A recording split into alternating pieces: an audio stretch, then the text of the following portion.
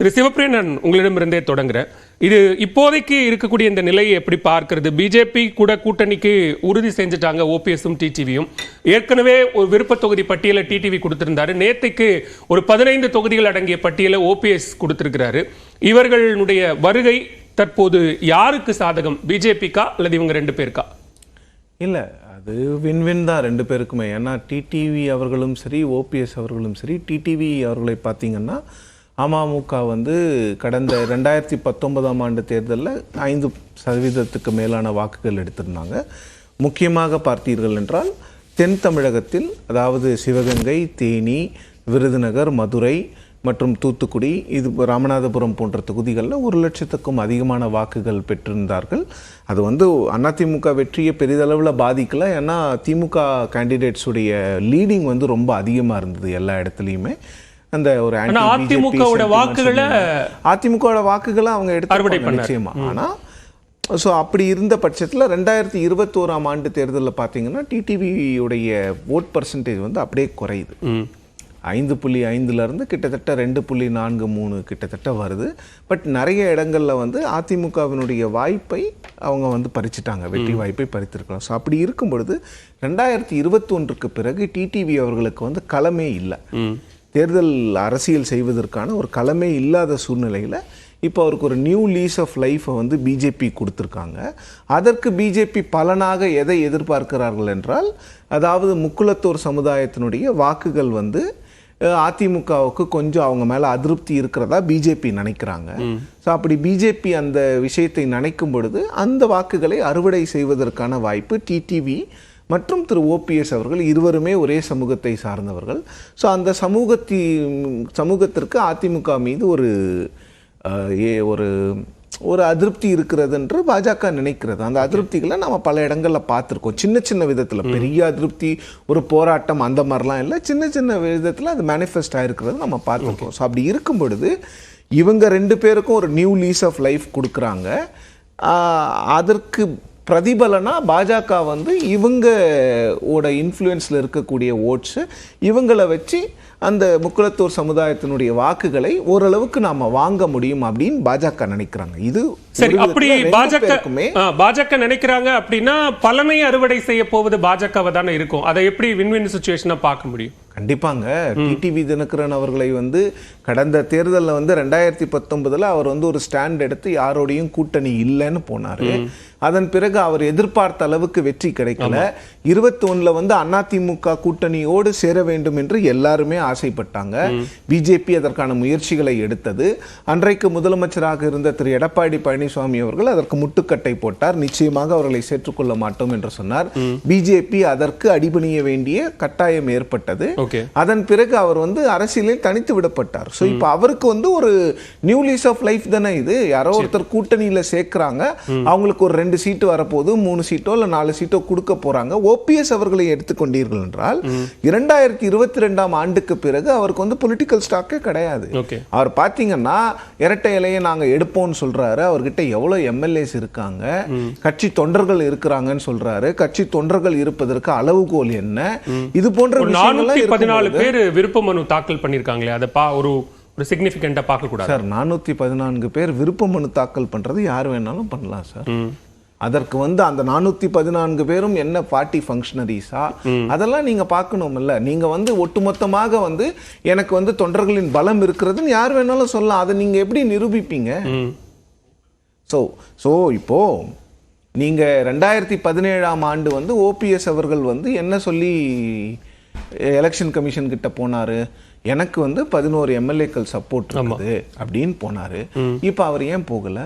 அவர்கிட்ட இருக்கிறது மொத்தமாவே அவரோட சேர்த்து 3 எம்எல்ஏ. நேரம் இருக்கு இல்ல, இன்னும் போகிறதுக்கான நேரம் இல்ல சார். ஒரு விஷயம் புரிஞ்சுக்கோங்க. நிறைய இடத்துங்கள்ல நீங்க இப்போ இருக்கின்ற சிவசேனா விஷயமா இருக்கட்டும், அப்புறம் நேஷனலிஸ்ட் காங்கிரஸ் பார்ட்டியா இருக்கட்டும், எலெக்ஷன் கமிஷன் எப்படி அந்த விஷயங்களை பண்ணியிருக்காங்க. மெஜாரிட்டி உங்களுக்கு இருக்கணும். அட்லீஸ்ட் ஒரு ஒரு ஒரு குறிப்பிட்ட அளவுக்காவது உங்ககிட்ட எம்பி எம்எல்ஏஸ் இருந்தா மட்டும்தான். இப்ப இந்த நோட்டீஸை பத்தி பேசுறோம். இந்த நோட்டீஸ் வந்து ஒரு வழக்கமான நோட்டீஸ். இப்ப நீங்க வந்து என் மேல கோர்ட்ல போய் ஒரு கேஸ் போட்டீங்கன்னா என்னுடைய தரப்பு வாதம் என்னன்னு ஒரு நோட்டீஸ் அனுப்புவாங்க. அதை தான் பண்ணியிருக்காங்க எலெக்ஷன் கமிஷன். இது ஒன்றும் மிகப்பெரிய சிக்னிஃபிகண்டா இப்போ வந்து அந்த சிம்பலை வந்து இவங்க முடக்க போறாங்கிற அளவுக்குலாம் பேச வேண்டிய அவசியம் இல்லை. சூரியமூர்த்தி அவர்கள் வந்து ஒரு கம்ப்ளைண்ட்டை எலெக்ஷன் கமிஷன் கிட்ட ஃபைல் பண்ணியிருக்காரு. இது வந்து இந்த கம்ப்ளைண்ட் என்ன, இதற்கான உங்கள் பதில் என்னன்னு அதிமுகவுக்கு ஒரு கடிதம் போட்டிருக்காங்க, நோட்டீஸ் கொடுத்திருக்காங்க. அதிமுக இப்போ வந்து அவங்க லீகல் எக்ஸ்பர்ட்ஸை கன்சல்ட் பண்ணி ஒரு ரெஸ்பான்ஸை டிராஃப்ட் பண்ணுவாங்க. அந்த ரெஸ்பான்ஸ்ல என்ன கொடுப்பாங்க? இல்ல அதுதான் என்ன சந்தேகம் எழுப்புறாங்க அப்படின்னா, ஒரு 12 டேட்டட் வந்து 12/2/24 லெட்டர் டேட்டட், அதாவது லெட்டர் அனுப்பிச்சிருந்தது, மனு கொடுத்தது.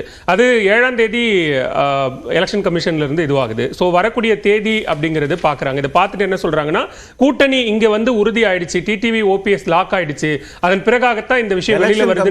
ஒரு சந்தேகத்தோட பார்க்க கூடாது சார். சந்தேக பார்வையில நீங்க பாருங்க, நான் வேண்டான்னு சொல்லல யாரையும். ஏன்னா இதற்கு முன்னர் வந்து ஓபிஎஸ்க்கு ஆதரவாக இதே எலெக்ஷன் கமிஷன் செயல்பட்டு இருக்குது. ஒரே 11 எம்எல்ஏ வச்சிருந்தவருக்காக சிம்பிளை ஃப்ரீஸ் பண்ணாங்க.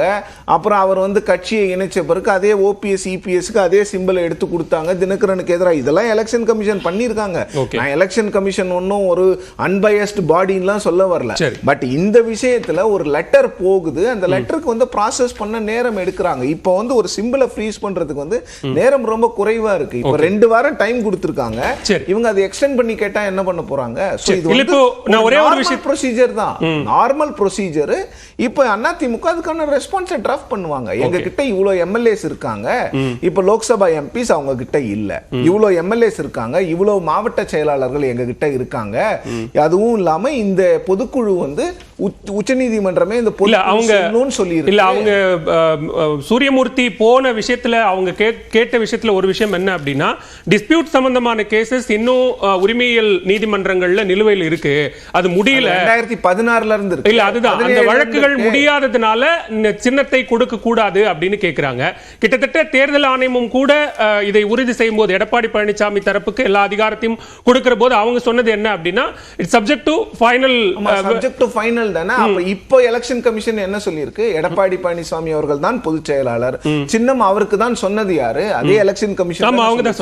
அப்போ அந்த இப்ப இவங்களுடைய கேஸ் வந்து இது வந்து ரெஸ்பான்ஸ் கேட்டிருக்காங்க, இவங்க ரெஸ்பான்ஸ் கொடுப்பாங்க. இது வந்து உச்சநீதிமன்றம் இதெல்லாம் சொல்லியிருக்கு. எங்களுடைய பொதுக்குழு வந்து ஒருமனதாக ஒருவரை தேர்ந்தெடுத்திருக்கிறோம், அது தேர்தலும் நடந்திருக்கு. இந்த தேர்தல் நடந்ததுனால சோ இவர் வந்து பொதுச் செயலாளராக இருக்கிறாரு, இவருக்கு இத்தனை மாவட்ட செயலாளர்கள் சப்போர்ட் இருக்குது, இவருக்கு இத்தனை சட்டமன்ற உறுப்பினர்கள் சப்போர்ட் இருக்குதுன்னு அவங்க கொடுப்பாங்க. அதுக்கு எலெக்ஷன் கமிஷன் என்ன ரெஸ்பான்ஸ் பண்ணுதுன்னு பார்க்கணும். சரி, ஓகே. முதற்கட்ட பார்வையை நான் எடுத்துக்கிறேன். திரு அக்னீஸ்வரன், இங்க கூட்டணிக்கு அதிமுக வர்றதுக்கான வாய்ப்பே இல்லை, அவங்களும் கதவு ஜன்னல் எல்லாவற்றையும் திறந்து வைத்து பார்த்தார்கள், அப்படியான வாய்ப்பு எதுவும் இல்லை, எல்லாம் க்ளோஸ்ட் அப்படிங்கிற நிலையில்தான் ஓபிஎஸும் டிடிவி தினகரனும் அணியில் சேர்த்துக் கொள்ளப்பட்டார்களா பாஜக?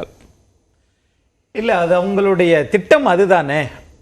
அதாவது கூட்டணியில இருந்த போதும் சரி, திரு சி.டி. ரவி அவர்கள் சொன்னாங்க நிறுவனத்துடன் தான் கூட்டணி அப்படின்னு சொன்னாங்கல்ல. பேச்சுவார்த்தை நடத்தினா கூட நிறுவனத்துடன் தான் கூட்டணி. ஆனா இப்ப வெளியேறினதுக்கு பிறகு இப்ப என்ன முடிவு சொல்றாங்கன்னா, சரி நாங்க கதவை திறந்து வச்சு பார்த்தோம், யாரும் வரல, ஆகையினால அதிலிருந்து பிரிந்த ஒரு சிலரை நாங்கள் கூட்டணி வைத்துக் கொள்வோம் அப்படின்னு வச்சிருக்கிறாங்க. இதுதான். இதனால ஒரு பெரிய எதுவும் மாற்றமும் வந்துட போறது இல்லை. இதனால அதிமுகவுக்கு எந்த விதமான சிக்கலும் இல்லையா? இல்ல, அதிமுகவுக்கு சிக்கல் அப்படின்றது நம்ம எதன் அடிப்படையில் நம்ம சொல்ல முடியும்? இவர்கள் நீங்க கொடுத்திருக்கிற புகார்ல இருக்கிறவங்க அதிமுகவில் இல்லை. இல்ல அது நம்ம அப்புறம் பேசுவோம். இப்போ கூட்டணி விவகாரம்னே சொல்லும்போது சிவப்பிரியன் சொன்னாங்க, கடந்த தேர்தல்களில் டிடிவி தினகரன் குறிப்பிட்ட மாவட்டங்களில் எப்படி அதிமுகவினுடைய வெற்றி வாய்ப்பை பறிக்கக்கூடிய அளவுக்கான ஒரு வாக்குகளை பெறக்கூடிய இடத்துல இருந்தாரு அப்படின்னு. சோ அப்போ பாஜக ஓ பன்னீர்செல்வத்தையும் டிடிவி தினகரனையும் அந்த குறிப்பிட்ட மாவட்டங்களில் அதிமுகவுக்கு எதிராக நிச்சயமா பயன்படுத்தும். அப்போ அது அதிமுகவுக்கு பின்னடைவு இல்லையா? இல்ல, அதிமுகவுக்கு பின்னடைவா வருவதற்கு வாய்ப்பு இல்லை. ஏன்னா ஒட்டுமொத்த கட்சியும் அதிமுகவும் திரு எடப்பாடி பழனிசாமி பக்கம் தானே இருக்கிறாங்க. அப்படின்னா ஏற்கனவே ஒருங்கிணைப்பாளராக இருந்த போது முன்னாள் முதலமைச்சர் திரு ஓபிஎஸ் அவர்கள் அந்த பகுதியிலிருந்து எத்தனை சட்டமன்ற உறுப்பினர்கள் வந்திருக்கிறாங்க? அல்லது இப்ப இருக்கக்கூடிய கழகத்தினுடைய துணை பொதுச் செயலாளர், மாவட்ட கழக செயலாளர்கள் அவங்க எல்லாம் யாரு? திரு எடப்பாடி பழனிசாமி பக்கம் தான் இருக்கிறாங்க. ஆக இவங்களுடைய நோக்கம் என்னன்னு கேட்டீங்கன்னா, தனியாக நின்று திரு எடப்பாடி பழனிசாமியை வீழ்த்தி பார்த்தோம், வீழ்த்த முடியவில்லை. அப்ப சட்ட ரீதியாகவும் பொதுக்குழு ரீதியாகவும் எல்லாமே உச்சநீதிமன்றம் வரைக்கும் போய் திரு எடப்பாடி பழனிசாமி ஆளுமை நிரூபிச்சிட்டாரு. ஆகையினால எதிரிக்கு எதிரி நண்பன். இப்ப பாரதிய ஜனதாவே கூட்டணி விட்டு வெளியேறிடுச்சு. ஆகையினால நம்மளுடைய புண்ணுக்கு மருந்து போடக்கூடிய ஆற்றல் பாரதிய ஜனதாவுக்கு இருக்கு. அதனால ஒண்ணு இதை அப்படி பார்க்க முடியாது. நீங்க தொடர்ச்சியாவே கூட்டணியில் இருந்தீங்க. டிடிவி தினகரனும் கூட பாஜக எதிர்ப்புங்கிற நிலைப்பாட்டை ரொம்ப ஸ்ட்ராங்கா எல்லாம் எந்த இடத்துலயும் வைக்கல. ஓ பன்னீர்செல்வம் ஒருபோதும் பாரதிய ஜனதாவோட கூட்டணி வைக்க மாட்டேன். அது எப்ப இருந்தா நீங்க கூட்டணி விவகாரங்கள் அதிமுக பாஜக கூட்டணி விவகாரங்கள்ல இருந்து பின்னடைவு ஏற்பட்ட பிறகாக அவருடைய வாழ்நாளில் ஒருபோதும் பாரதிய ஜனதாவுடன் கூட்டணி வைக்க மாட்டேன் என்று சொன்னவர் தானே அமமுகவினுடைய தலைவர். அப்ப இன்னைக்கு திரு எடப்பாடி பழனிசாமியை எதிர்ப்பதற்காக நீங்கள் மத்திய அரசாங்கத்தை நடத்துகின்ற பாரதிய ஜனதாவோடு நீங்க சேர்றீங்க. அப்ப இங்க நீங்க தோத்துட்டீங்கல்ல, அதுதானே உண்மையும் கூட. அப்ப சார் நீங்க ரெட்டல இப்ப மட்டுமா இதா இருக்குது ஃப்ரீஸ் 6 மாதங்களாக நான் பாஜகவோடு பேசிக்கிட்டு தான் இருக்கிறேன். பாஜக தலைமை என்னோடு பேசிக்கிட்டு தான் இருக்கு. நாங்க ஒரு ஆரோக்கியமான உறவுல இருக்கோம். 3வது முறையே மீண்டும் மோடி பிரதமர் ஆவதற்காக ஒரு அணில் போல நான் செயல்படுவேன் அப்படின்னு டிடிவி தினகரன் தானே சொன்னாரு. சரி, தமிழ்நாட்டுக்கு மட்டும் சிஏஏ வேணாம்னு சொல்லியிருக்க வேண்டியதானே? எப்ப தெரியாம நடந்து போச்சு. இப்ப ஏன் நீங்க கொண்டு வரீங்க அப்படின்னா நம்ம கூட்டணி அமைப்போம் அப்படின்னு நாட்டு நலன் எய்ம்ஸ் இன்னும் ஒரு செங்கல்ல தொங்கிக்கிட்டு இருக்குது. அது மாதிரி கொண்டு வேணாம், அதை கொண்டு வாங்க அப்படின்னு ஏதாவது சொன்னீங்களா?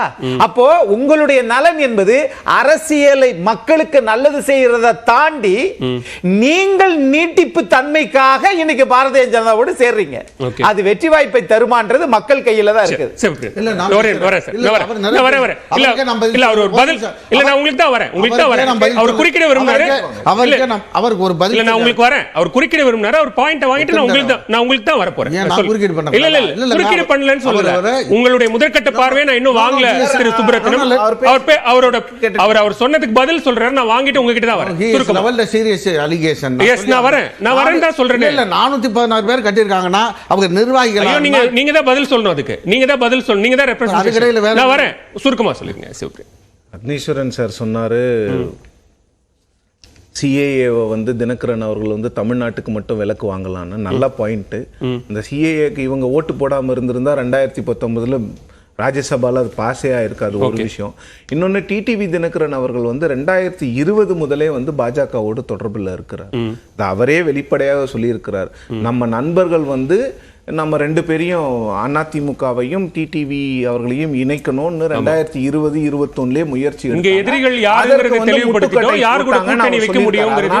அவர் பிஜேபி பக்கம் போறது இது புதுசு கிடையாது. ஆனா இவர் சொன்ன ஒரு விஷயத்தை நான் ஏற்றுக்கொள்கிறேன். டிடிவி தினகரன் அவர்கள் முழுமையான ஒரு மிகப்பெரிய பாஜக எதிர்ப்பிலிருந்து அதை வாட்டர் டவுன் பண்ணி தான் இன்னைக்கு அவர் பாஜகவோட கூட்டணிக்கு போயிருக்கிறார். நிபந்தனையற்ற ஆதரவு.